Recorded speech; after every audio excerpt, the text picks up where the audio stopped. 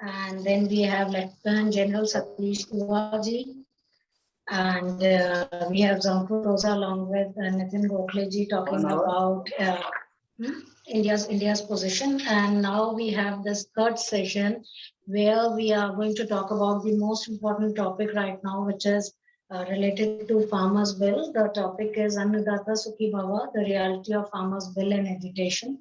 We've got wonderful speakers talking about what is the reality, what is the chaos at front. The first speaker that we have is Abhijit Majumdar ji. So I'll just give you a brief about Abhijit ji. He is the co-founder and editor-in-chief of audio platform earshot.in and India's first aviation website, Plain Vanilla. He's the consulting editor of First Post News 18, a journalist with over 25 years of experience in India's top media houses. He has been the editor of Midday, Hindustan Times, Mail Today, and Asia Net News. He has a strong presence on social media with more than 500,000 followers on Twitter, including the Prime Minister of India, top politicians, Bollywood celebrities, and prominent personalities from all walks of life. He has about 130K followers on his Facebook page and is currently writing a book on Indian politics for Bloomsbury. Welcome on board. Thank you, Swati. And thanks everyone for inviting me. Thank you so much. So the next speaker is Dr. Satish Deodar. He's a close associate with LitPes. He's been here earlier also, and he's deeply associated with us, and he always is there for the sessions whenever we are inviting him. And we love to have his insights and his views on that. A brief introduction of Satish. He teaches economics at Indian Institute of Management, Ahmedabad. He has been conferred with Outstanding PhD Dissertation Award in the US, Distinguished Young Professor Award for Excellence in Research by IMA, Everett Fellow Award by International Agricultural Trade Research Consortium, and Devang Mehta Best Professor in Economics Award by Business School. He has published several research papers in national and international journals. Professor Deodar was the pioneer convener of the computerized common admission test at IIMs. He has authored quite a few books, including Day-to-Day Economics, which has become a national bestseller. His most recent book is titled Economic Sutra, Ancient Indian Antecedents to Economic Thoughts. Thank you so much. Thank you. Thanks. The next speaker is also the moderator for the panel. He needs no introduction. He's been part of LitPes since its inception. He's also the co-founder of LitPes. He's a big pillar of strength and support. Without you, Deven, this would not have been possible. You've been always there for us. A brief introduction of Deven. He started his career as a journalist with Asian Age, which was followed by a stint with Independent and Rajiv Chandrasekhar as a political analyst. After a short stint as a social entrepreneur, he donned the role of a lecturer for 5 years and started teaching social science to mass media students. Devendra is also the co-author of a book on Tripuras politics and governance. At present, he is heading the postgraduate program on leadership, politics, and governance as its course director at RMP's Indian Institute of Democratic Leadership. Thank you, Devendra, and over to you now. Thank you, ma'am, once again. And thank you, Vesim, for always giving me this opportunity. So we are today at our third session of the 6th edition of Vesim Literati Festival, and perhaps taking up one of the most important or controversial issues of the recent times, the 3 farm bills. So apart from COVID, the one single issue which has been the center of India's political narrative in the last few months has been the 3 farm bills. In the last 4 months, starting from 26th of November, we have seen different kinds of protests. There have been peaceful ones, there have been those violent ones, including the ugly takeover of the Red Fort on 26th of January. There has been a mixed opinion about these 3 farm bills which have been passed by the government. There have been several celebrities who have expressed their displeasure over the laws and expressed solidarity with the protesters. But at the same time, there have been academicians and senior journalists like Shekhar Gupta or farmer leader Pasha Patel and organizations like Shetkari Sangatna, which have welcomed these 3 farm laws and also said that these 3 farm laws were much needed and it has been delayed by a couple of decades. So there I durust hai. So to understand these three farm laws, whether they are in the interest of the farmers or against them, and to also understand the politics which is being played in the name of the farmers, we open this session today by opening remarks. We will first go to Professor Devdar, who will perhaps understand what are these farm laws exactly actually, because the last many people, including celebrities as well as youngsters who have been commenting on these farm laws without actually studying them. So I would like and request Professor Devdar to include in his opening remarks what are these farm laws about, followed by which we will go to Mr. Abhijit Mazumdar. Okay, thank you, Devendra. Let me just, before I really talk about the three laws, let me give you a telescopic view. I think importance of farmers is there in the civilizational history of India. You go back, I mean, I don't mind spending 2 minutes on this. You go back to Mahabharata times. There is sage Narada telling Yudhishthira, who was the new anointed king, he's telling him that, look, give subsidies to farmers. He's talking about giving right seeds to the farmers, creating farm ponds, and this is all documented. And coming to the medieval period, there are two great treatises in agriculture. One is Kashyapya Krusi Sukti, and there are two more. So I think we talk about farmers, their welfare and their importance to the economy is very well understood in the Indian civilizational context. What happened is when the colonial masters came along, they wanted good raw material for the Manchester cloth and few other things. So therefore, not only they created railways, but they also created through the Royal Agriculture Commission. This was in early 1920s. They said, let's regulate the markets. And therefore, what we know today as APMCs, Agriculture Produce Marketing Committees, they really for the first time came out during the British period. Now, when we got our independence, naturally at that time, close to 47-50% of our GDP was from agriculture. And therefore, in our constitution, agriculture was made a state subject, though it is also in the concurrent list. And therefore, most of the responsibility for farmers' welfare was, for marketing at least, was given to the states. So state governments had this infrastructure already in place, what the Royal Commission had said before independence. And they said, let's have these APMC markets where farmers can bring their produce and we'll protect their interests. But now let me come to the three acts. So one act is now saying that you need not sell in APMC. I will not mention the three acts because the names are too long. But one act is in relation to right of farmers to sell outside of the mandis. Right? Why this act came into being? Earlier, it was hoped that it is in the interest of the farmers that if they come to the APMC mandis, which are governed by the government, state government, therefore governments will protect the rights of the farmers, right? That was the assumption. However, if you go by the economic argument, there are only a few medallion holders in the APMC markets who buy the produce. That means in typical economic language, this means there is an oligopsony or a monopsony, a single buyer. And the traders collude, and then therefore they give very low price to the farmers. It was just exactly, there was an unintended consequence of what we started by saying that it will help the farmers. It was not helping the farmers. So that's the one, and therefore the reform had come. Maybe in the second round, I'll talk about the reform itself. The second was regarding contract farming, right?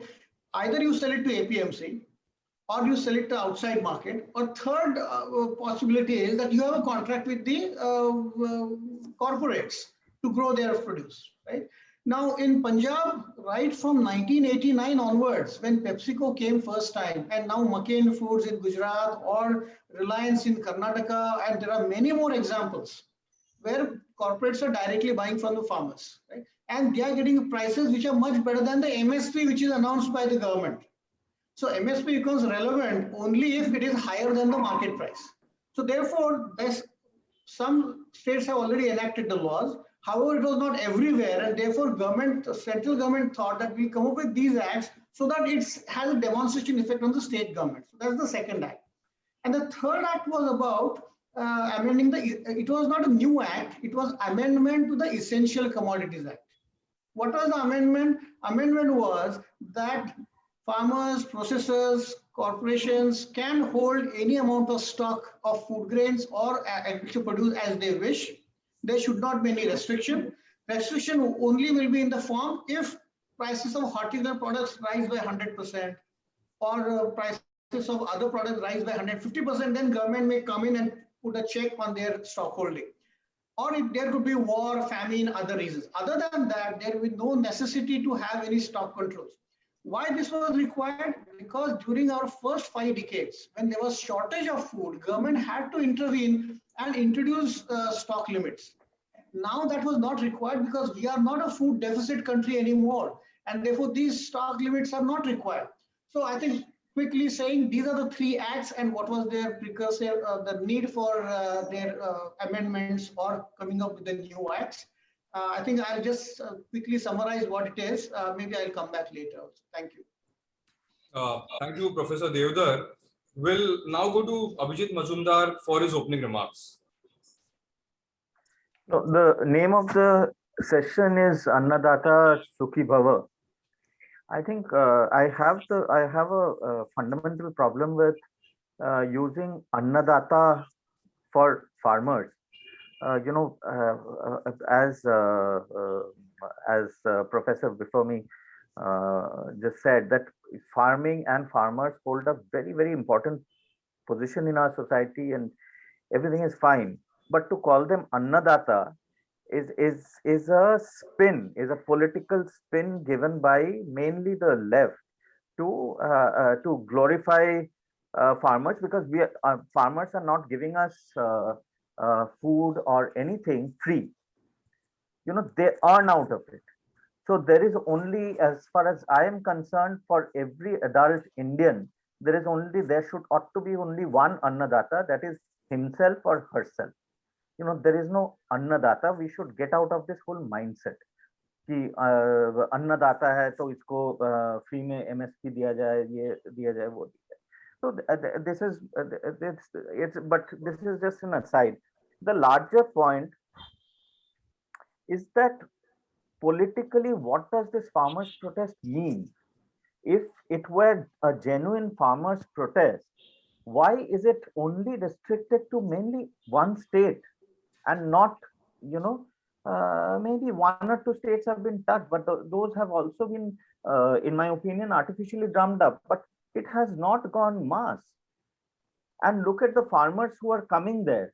They're coming, they're sitting there for days, for months, getting all sorts of facilities, amenities, getting foot massage, pizza, everything. Can you just do a ballpark estimate, a basic mathematical estimate, that if somebody is protesting for 60 days, 90 days, and on each farmer you spend about, say, 1,000 rupees a day, and they are claiming that there are 1 lakh farmers protesting there, it's in, over thousands of crores. Who's footing that bill? Which farmer in India, which genuine farmer has the luxury to, sit there for months and do this protest? Where is the money coming from? So these are, very, very, very serious questions. See, if the farmers' protest was genuine, in my state, Bengal, the most high voltage state assembly election, one of the, since I would say independence, one hasn't seen this kind of, or rarely one has seen this kind of high voltage election that may alter the course of history this way or that. That is happening. Why isn't the farmers issue coming up there? How many times have you seen Mamata Banerjee or CPIM bring up or Congress bring up the farmers agitation and mobilize farmers? Because it doesn't just matter. Because Bengal, Bihar, most states, 85–90% of farmers are small and marginal farmers. And for them, all this MSP, it doesn't, in fact, they buy even in Punjab, for instance, poorer farmers buy electricity and water from the rich farmers who get it free from the government as subsidy. So it's actually an extremely oppressive chain that is that is built. Who has been shouting the most about farmers' protest, joining, making the maximum noise? Congress. Now this Congress, I have the UPA Economic Survey of 2011-12, which says Mandi governance is an area of concern. Anyone who gets better prices and terms outside the APMC or its farm gate should be allowed to do so. Perishables could be taken out of the ambit of APMC Act. In 2013-14, the Economic Survey says examine the APMC Act, EC Act, Land Tenancy Act, and any such legally created structures whose provisions are restrictive and create barriers to free trade. So, this is the same party which also had in its manifesto talked about the same thing that the government has done now. It's like they had worked a fair bit on GST but didn't have the liver to roll it out. So when Modi government rolls it out, they have a huge problem about it. They talk about OROP. Modi government comes and does it. They have a huge problem about it.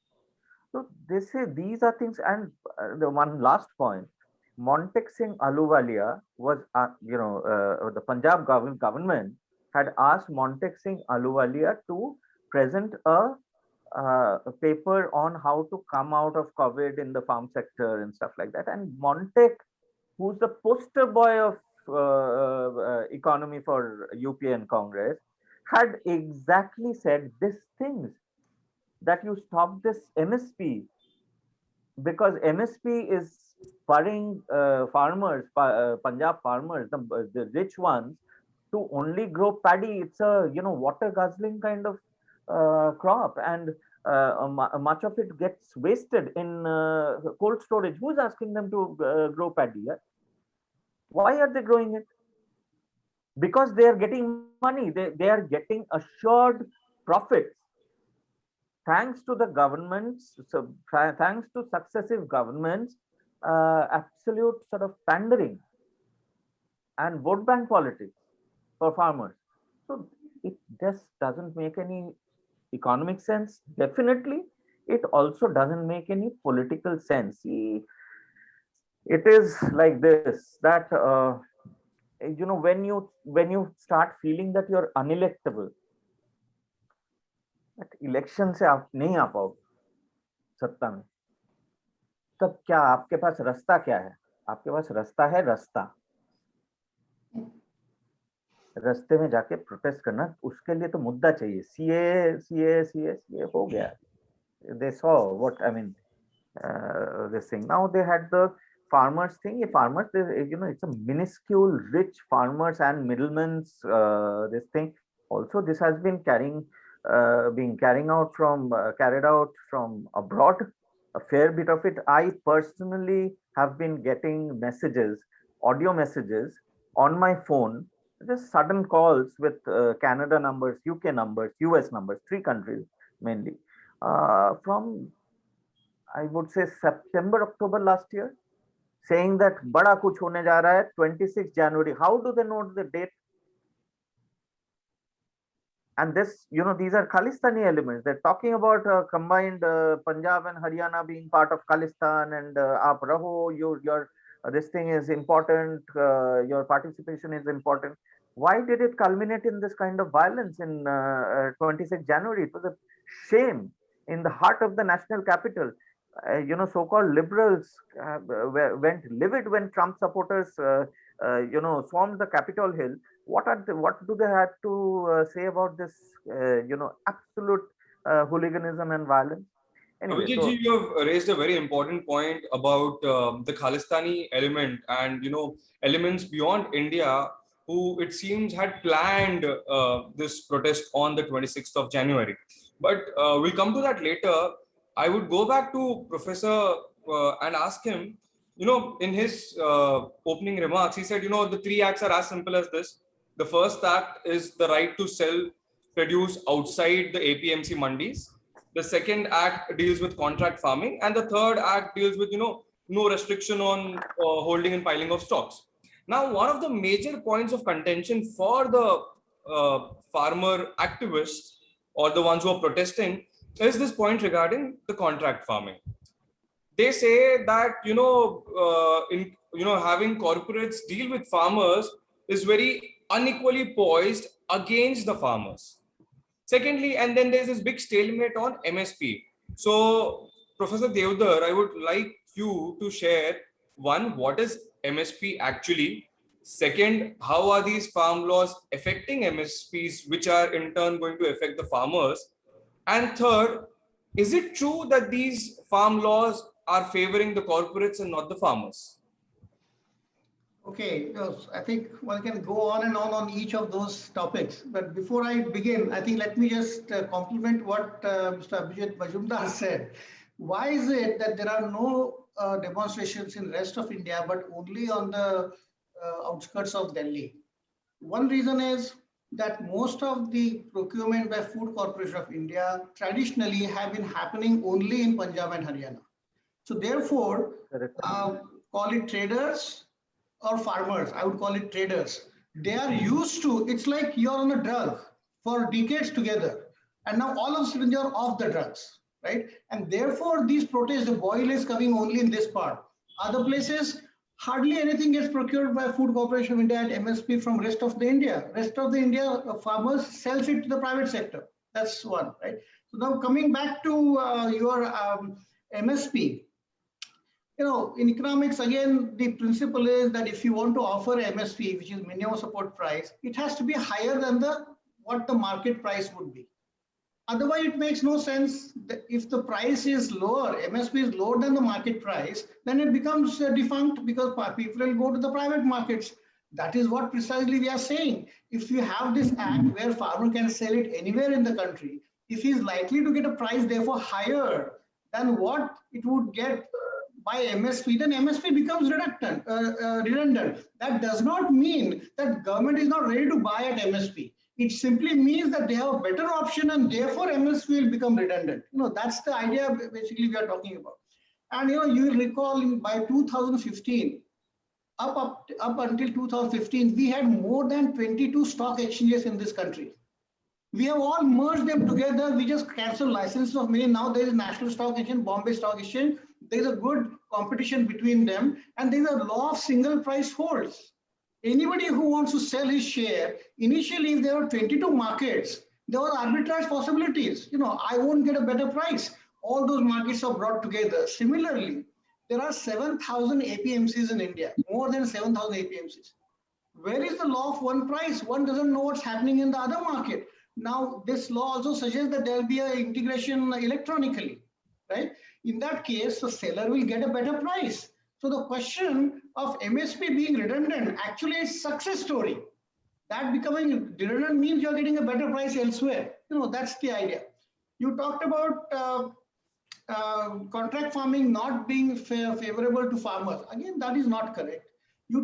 Britannia has been procuring milk.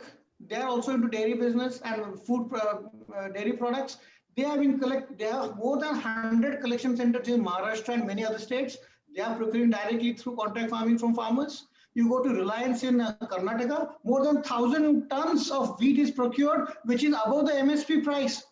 And in so also McCain Foods in Gujarat and in Punjab. I can give you many more examples where private sector, it's in the interest of the private sector to make sure that farmer is happy so that he gets the right quantity and quality of the product for the processed food that he's producing. I think it's a misnomer that farmers will be exploited. I think Mr. Majumdar mentioned about left talking about this. I think that's the idea. All of a sudden they think proletariat and farmers' rights. Farmers are doing very well with contract farming. It's just that we wanted this to be going in all states, and therefore central government came up with the Ideal Act.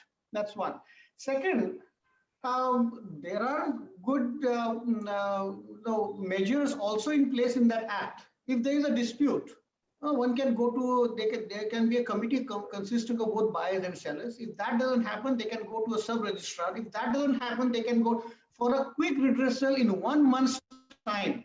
In fact, not offering the opportunity to go to courts is of benefit to the farmers, because if the matters go to the courts, it takes years and years to settle the matters. It will never get settled. So they have created an alternate mechanism where farmer can quickly go to a sub-registrar or a collector and matters should be resolved in 1 month's time. And the corporate cannot go, right? It's only the farmer who can go to the district. I'm not sure. I think it's symmetric argument. I mean, that's but there is an arbitration taking place, you know.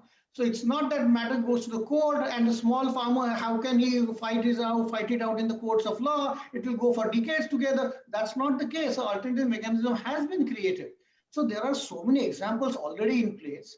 Plus, there's a good mechanism in place in the new act. I don't think it's a matter of convincing properly. Maybe in the third round, I'll mention this, how the communication has happened. But I think certainly not, it's not unfavorable to the farmers. Thank you, Mr. Devdar. We'll go back to Abhijit ji.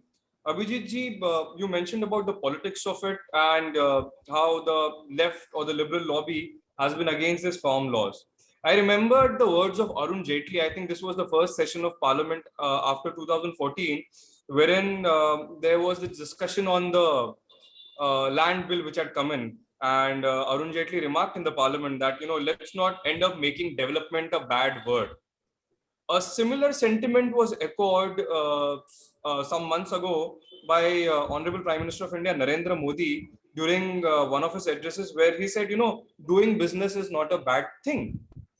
I mean, this whole argument about, you know, the left liberal lobby wanting the farmers to perhaps be poor so that they are dependent on politicians, politics, political parties, or even for the Congress, that's say.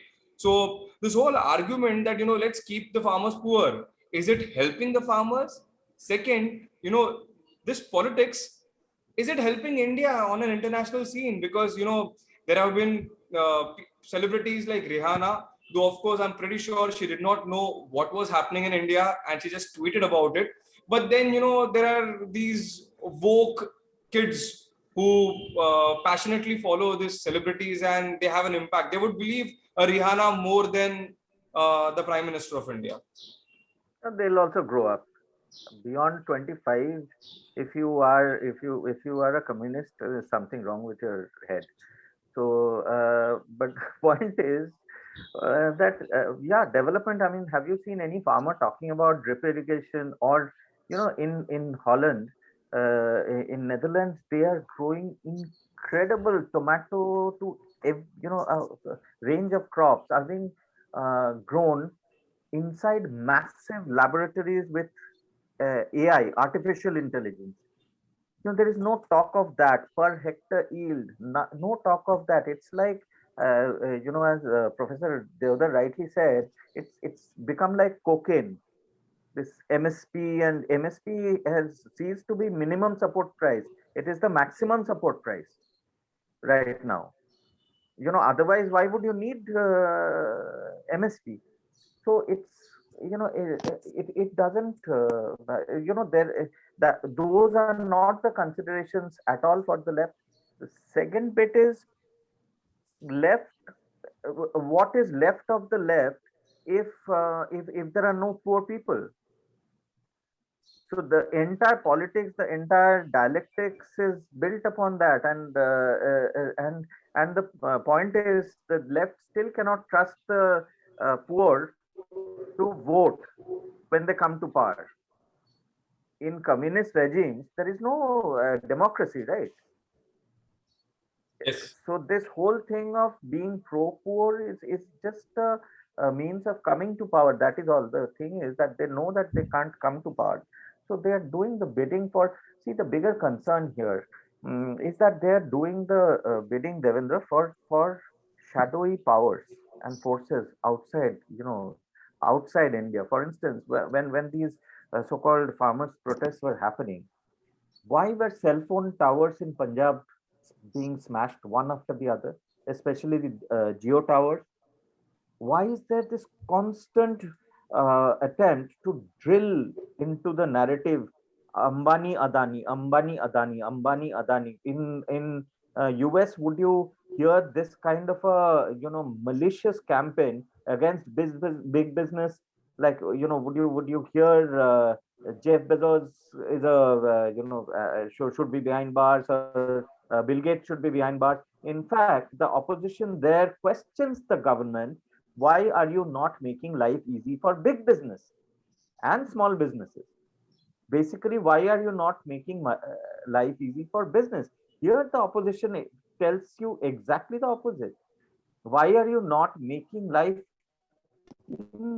immeasurably difficult for big business, small business, everybody? Business is a bad word. Money is a bad word. Please, we are the माई बाप सरकार. We will दो रोटी आपको मिल जाएगा, बस vote देते रहिए. So that India has changed. That India has changed. Even somebody who's working at a toll plaza or delivering pizza at our houses, that boy or girl dreams about someday making it big. That boy or girl will never want doles to come to him. Absolutely. So the whole electoral landscape would have been very, very different right now. Abhijit ji, you mentioned in your opening address about the link between Khalistanis and how even you got calls from Canada, UK, US. Yeah. So a couple of questions on that. One, we hear about this whole talk about referendum 2021. So Yeah. about by this Khalistani. So I would want you to tell our viewers, what is this referendum 2021 about? Second, what is this Khalistani link from Canada? Many of our viewers are actually students of management who may or may not be aware of the Canada link. And lastly, what is this whole idea of Khalistan and what do these Khalistanis actually want? No, who's this guy? Who was who was behind the toolkit, Mo something, no? Who lives in, he's a Khalistani leader. I mean, his videos are all over internet talking about Khalistan and this whole referendum and farmers' protests, and later on all the celebrities that that were there. So where is Khalid? My friends, they tell me that they have already chosen among themselves who will be the president of Khalistan, who will be the prime minister, who will get the finance portfolio, who will get the defense portfolio. I mean, ये तो मैंने ख्याली पुलाव है. They have built the nation in their head, but have they got traction in Punjab? Punjabis, Sikhs in Punjab, Hindus in Punjab, nobody wants another 1984 and what happened before it and after it. Nobody wants that. Nobody wants that kind of militancy and whatever. This is their land. This is the land of their gurus. Where is the question of Khalistan? But having said that, after the major setbacks in Kashmir with the abrogation of Article 370 and bifurcation of Kashmir,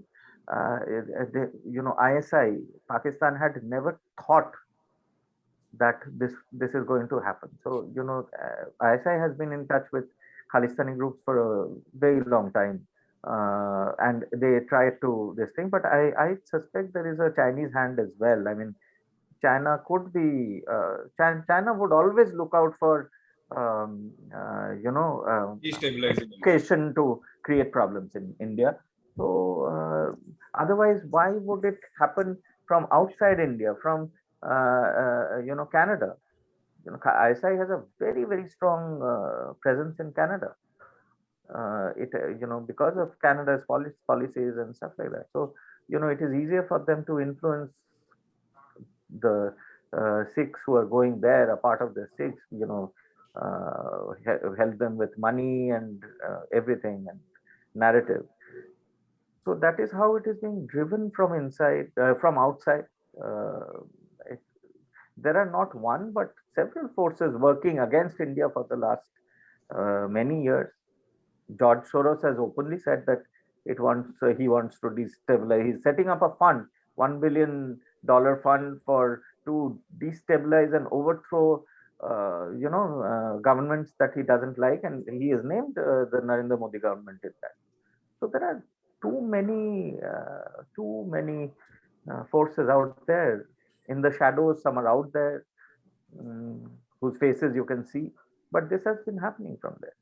Our Intel has enough inputs on that, but everything will not be put out in the public domain, right? I mean, that's not how intelligence or statecraft works. When time comes, action will be taken. We don't even know what covert or overt action is being taken right now. Yes.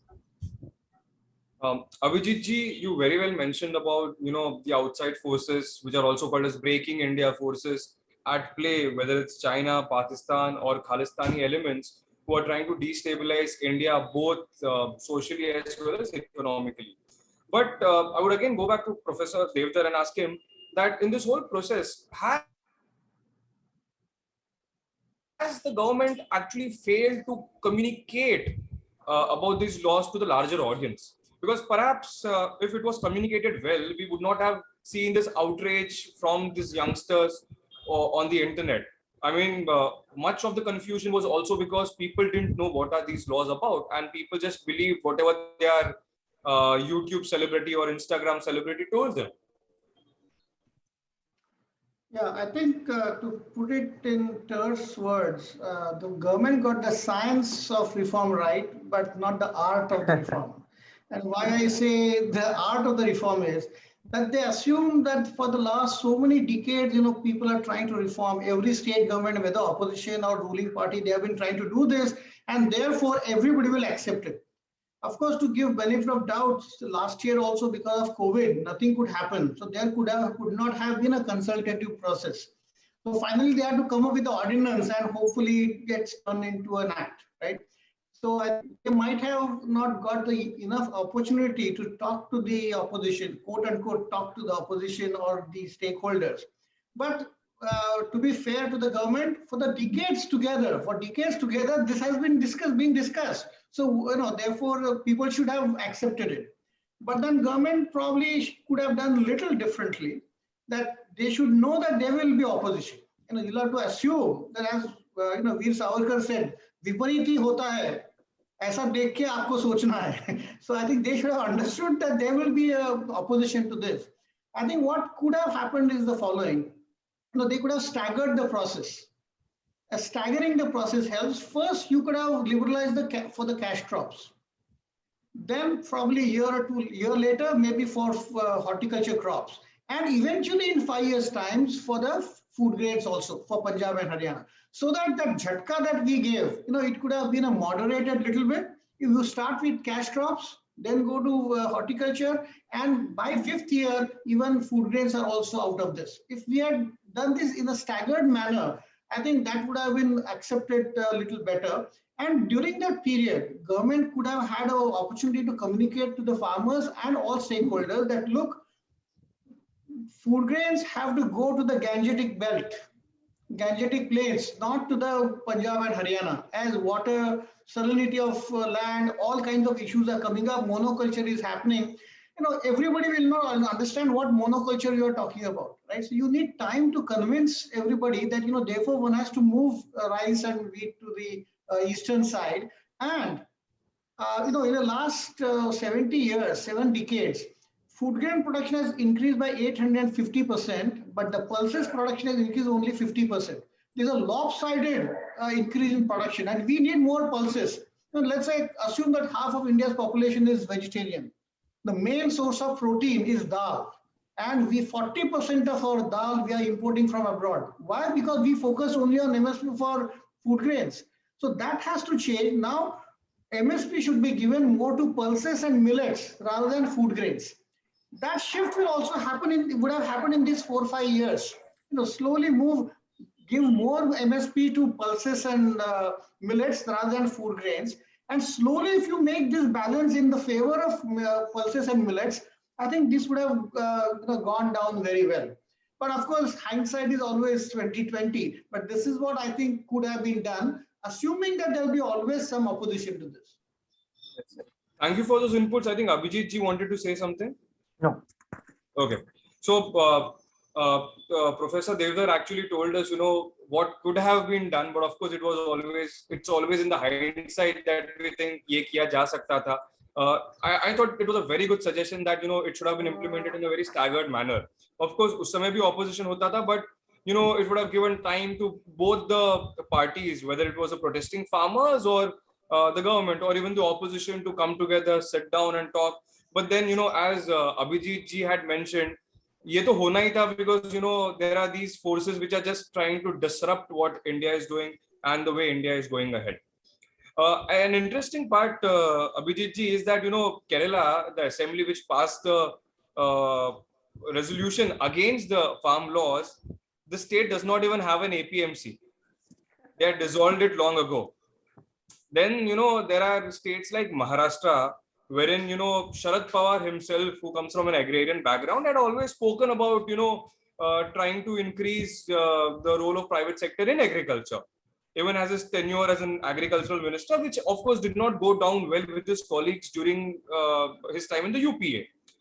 And then there are these players in the states, regional parties, which have a control over the APMCs, who are actually concerned that now that बाहर भी इन लोग market में जाएंगे तो शायद APMCs का महत्व कम हो जाएगा, and in short their dependence or their on these political parties will go down. So your comments on it? No, so as we've seen, there has been anybody who understands agriculture, and Professor Devdar has been stressing on those points, that these were reforms that were needed for a very long time. In fact, Tikayat, before 2019 elections, held protests asking for the same laws that this man is now up against, and so where is their credibility? Where is the credibility? What are the arguments against these laws? Are these genuine arguments? Why do you want to completely keep a sector dwarfed by constantly injecting doles? Free में ये दो, free में वो दो, free में पानी दो, free में बिजली दो. कौन सा छोटा फार्मर को फ्री में पानी और बिजली मिलता है? नहीं मिलता. As I said, they buy from the rich farmers. So it's a exploitative system. So almost everybody who are part of the protests now have actually said the exact opposite for a long time. And now that this has been done, they need an issue. They're doing this, but what kind of traction will they get? Let's see. I don't think there will be, however, this seems all very big because they have mastered the fine art of propaganda. When it runs on 24/7 television, constantly it's running, people are screaming, this, that, whatever. Then celebrities, Instagram celebrities are talking about it as if they're like all farmers, and they gravely, understand the grave issues of farming, etc. They are punching way above their weight, and you have to give them that. It's a as Professor Devdas said, the art of it, they have mastered. The science of it, maybe NDA has done much better on. But yeah, the communication from the government could have been much better. It kind of reacted instead of and responded instead of setting the agenda. It could have done better. The staggering of the reforms could have softened the blow. It is very difficult to sort of, if you're doing it.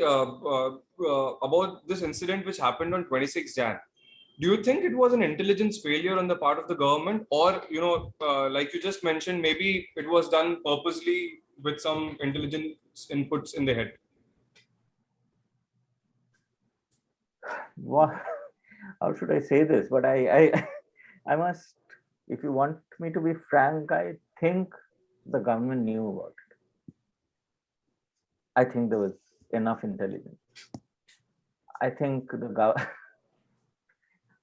the government may actually violently disagree with me, but I think they allowed this to play on live television for And, two things, and it was all that let people see what exactly, these guys are up to, exactly. and second to to uh, to see who comes out Yes, and does it. Please remember that every single move is being watched, not just by intel officers, police officers, and all that, but also cameras that, face recognition cameras, etc. So my hunch is that the government knew about it. The government wanted it to play it out. Allowed it to yes. play out. And also the police officials and the defense forces which were there, I think they were given strict orders, kuch nahi karna hai. Bilkul. Otherwise, they could have been easily instigated and they had weapons with them. That was the agenda. No? Yeah. To instigate. Yeah. If the police had retaliated even a bit, it would have come down to firing. Yes. If they were firing, there would be a few dead bodies. And when there is a dead body, then vultures descend. It's much easier to create that narrative of sympathy. I think politically it was brilliant. In terms of administration, it was a pathetic, very sad spectacle. Also, Abhijit, the entire credibility of the media also came in question during these protests. I am pretty sure you're very much active on social media, I know.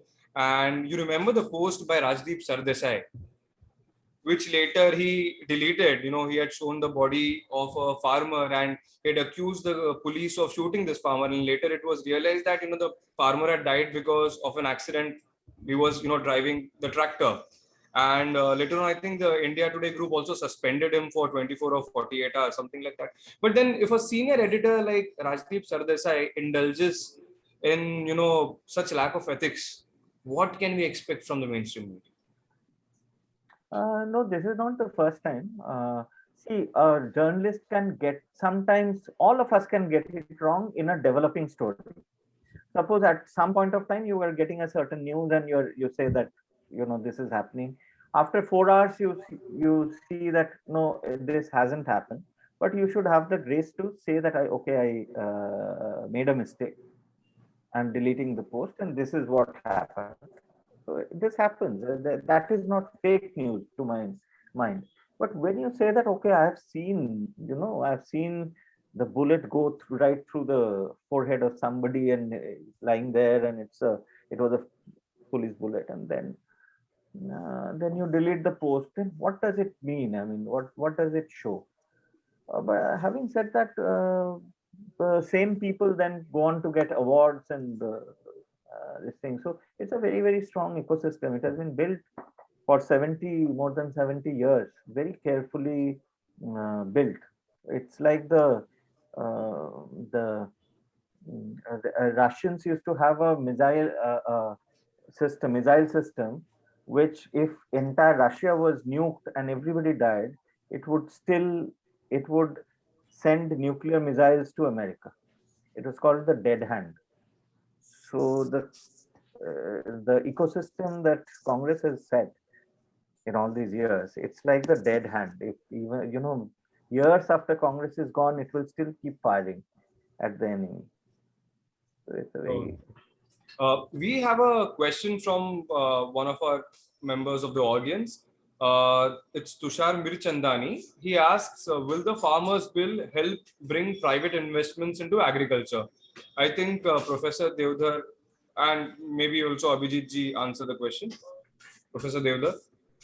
Yeah, I think it certainly will.